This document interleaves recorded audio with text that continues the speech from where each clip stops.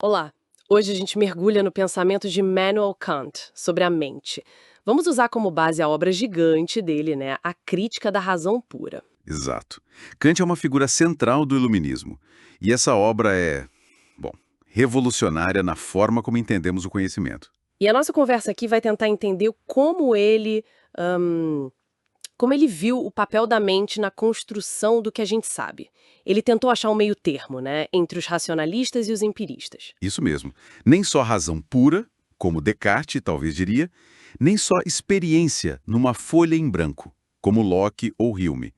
Kant propôs algo diferente. Ele dizia que a mente não é só passiva, recebendo informação, mas que ela meio que formata a realidade que a gente percebe.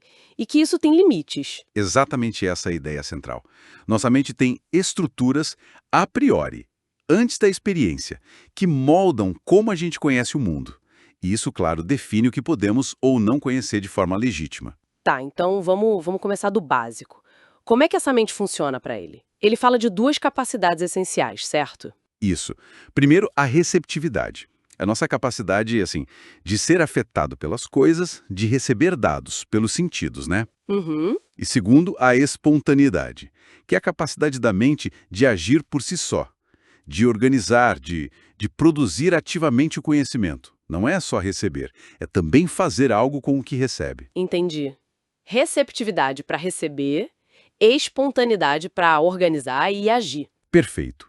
E dessas duas derivam as faculdades principais que ele descreve. Quais são elas? Bom, tem a sensibilidade, que está ligada à receptividade. É por ela que a gente tem as intuições, os dados brutos dos sentidos. Mas ela já organiza isso, sabe? Usando as formas a priori de espaço. Ah, o espaço para as coisas externas. Isso. E o tempo, que organiza nossa experiência interna, nossos pensamentos, sentimentos, numa sequência. Então, mesmo a recepção mais básica já tem uma estrutura Já nossa. tem. Não é uma recepção totalmente crua. Aí vem o entendimento, que é uma faculdade da espontaneidade. Ele cria e aplica os conceitos. Conceitos, tipo ideias gerais. É, tipo mesa, vermelho, causa. São regras para a gente poder pensar sobre as intuições que a sensibilidade nos deu. E tem ainda a razão, também espontânea, que busca os princípios mais gerais, as ideias que vão além da experiência, como Deus, liberdade, alma. Então, sensibilidade dá os dados formatados por espaço e tempo, entendimento aplica conceitos a esses dados e a razão tenta ir além. Basicamente isso. E ele distingue bem intuições e conceitos. Qual a diferença-chave? Intuições são sempre imediatas e singulares. É a percepção direta deste objeto aqui e agora via sensibilidade. Já os conceitos são mediatos, são gerais, são como regras que o entendimento usa para agrupar e entender várias intuições. O conceito de cachorro se aplica a muitos cachorros individuais que a gente vê. Claro, e parece que faltam umas peças aí, né? Ouvi falar de imaginação e juízo também. Sim, sim, são super importantes. A imaginação, ela é meio que uma ponte. Ela está ligada à sensibilidade, mas tem um lado produtivo, espontâneo. Ajuda a gente a sintetizar as intuições para que o entendimento possa aplicar um conceito. Tipo, formar uma imagem mental. Faz sentido. E o juízo? O juízo é a faculdade de aplicar um conceito a uma intuição específica. É dizer, isso é uma mesa. Subsumir o particular sobre geral, sabe? E tem o juízo reflexivo, que é quando a gente tem uma intuição, mas ainda não sabe qual conceito aplicar. Aí o juízo meio que procura o conceito adequado. Nossa, é uma máquina bem complexa essa mente kantiana. Mas como tudo isso se junta para formar a nossa experiência do dia a dia? Uma experiência unificada. Ele usa um termo para isso, né? Síntese. Síntese, essa é a palavra-chave para o entendimento. É a ação de percorrer as representações que a sensibilidade dá, reuni-las e mantê-las juntas numa consciência só. Então não é só colocar etiqueta, conceito, na coisa e intuição. É um processo mais ativo de costurar tudo? Muito mais ativo. Kant bate muito nessa tecla. Não é uma simples associação de ideias passiva, como Hume pensava. Para ter um mundo objetivo lá fora, um mundo que faça sentido para nós como um todo coerente, a gente precisa dessa atividade de síntese feita por um sujeito ativo. Sem isso, seria só um caos de sensações desconexas. Entendi. E a consciência? Como ela entra nisso? Ele fala de tipos diferentes de consciência? Ele fala, mas o foco dele não é tanto na qualidade subjetiva, no como é sentir o vermelho, sabe?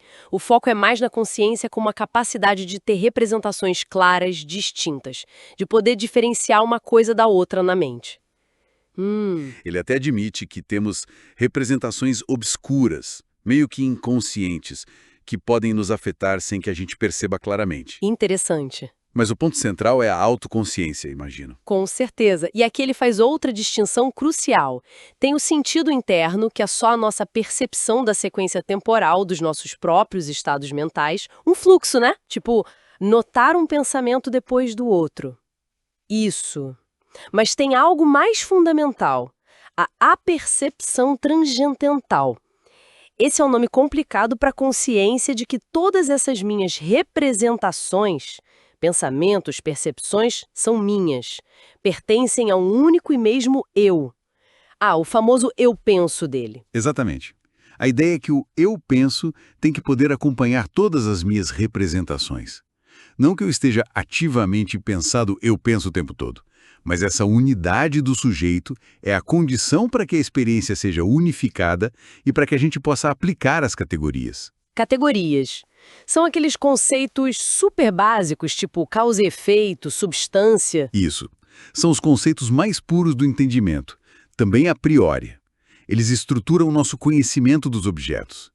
Para Kant, a unidade da minha consciência, o eu penso, e a possibilidade de conhecer objetos no mundo estão, intrinsecamente ligadas. Uma não existe sem a outra. Nossa, isso é profundo.